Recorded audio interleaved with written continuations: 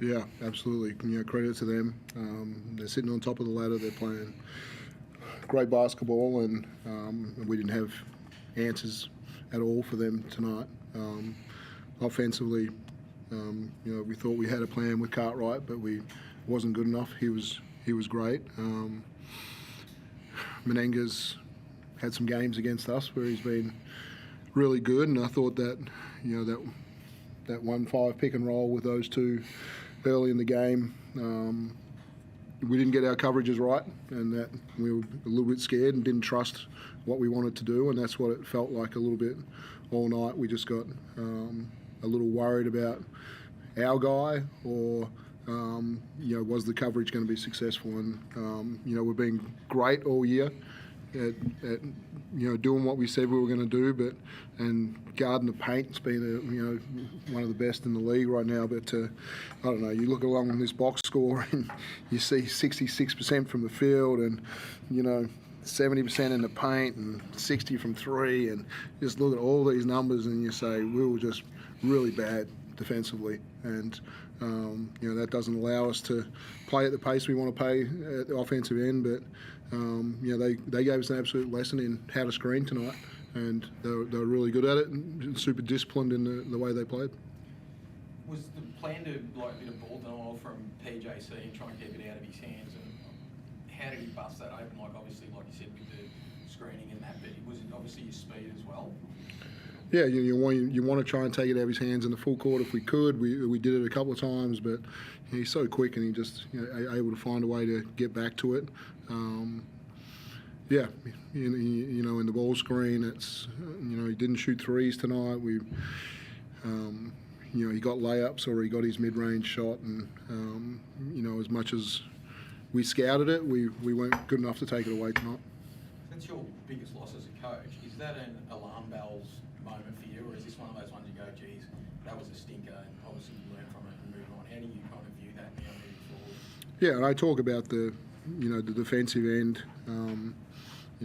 We haven't finished around the rim well enough for a while now, and I thought that was a problem as well. But we've been able to counter it somewhere else and either make threes or get to the foul line and do something else when we're not finishing at the rim. And I didn't think we had any of those areas covered as well. So once you're poor in your coverage and you can't put the ball in the hole at the other end, we had some problems. And so it's not a fun one to coach, and I'm glad I don't have too many experiences in a game like that. I think we had options in the second half do we go conservative and play zone and do something totally different, or do we just try to keep being really aggressive and try and stay with who we are and actually ramp it up a little bit from our regular coverage? And so I think the message was more about in the second half, let's just get back to really playing hard to start with and see where, and then we can fix some of the problems. But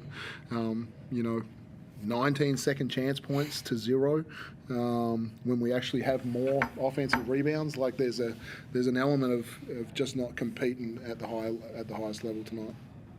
Has it hurt a bit more that you couldn't do it for guys like Jack White and Shea, in the big milestone games?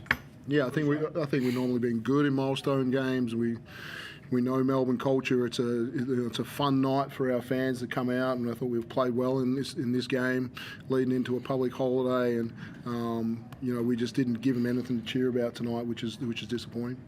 It's a short turnaround. Are you happy that it's a short turnaround?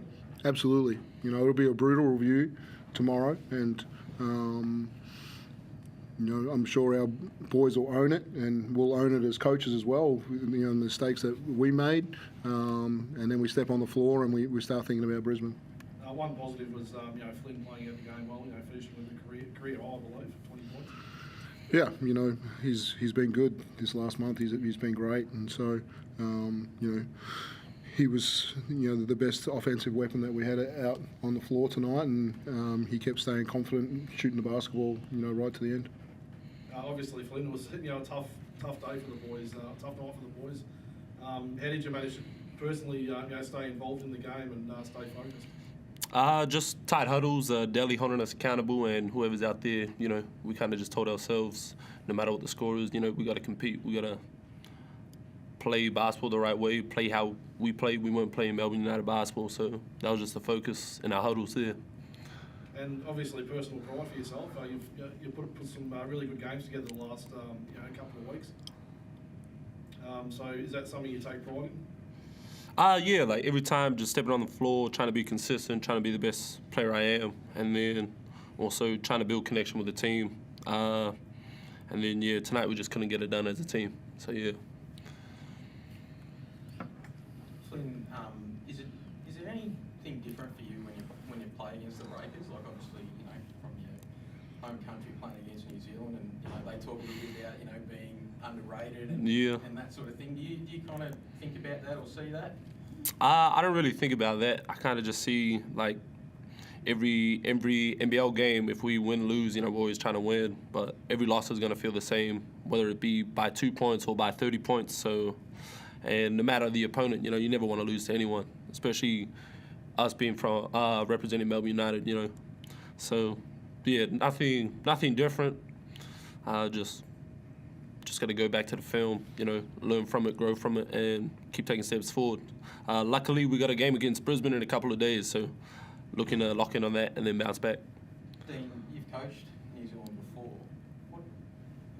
Sam talked about how they feel like there's a bit of it's the mainland, they're kind of forgotten about a little bit, getting to finish on the bottom every year or second bottom, and now they're on top. Did you feel that over there when, I guess you're a coach?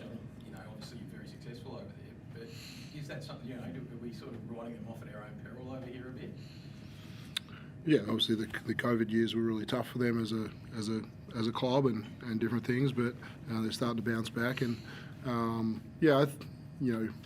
obviously with 8 or 9 teams, whatever it was then, and one team from another country, you feel the weight of things a little bit against you and the travel that you have to go through. But I think it was always a bind for us to say, when we get on the road, the detail that you have to go through to, be successful on a road trip. And I think, when I was over there, we really bought into that. And they played 2 days ago, and they look pretty fresh and fit and pretty locked in. So, credit to the coach, they're doing a good job.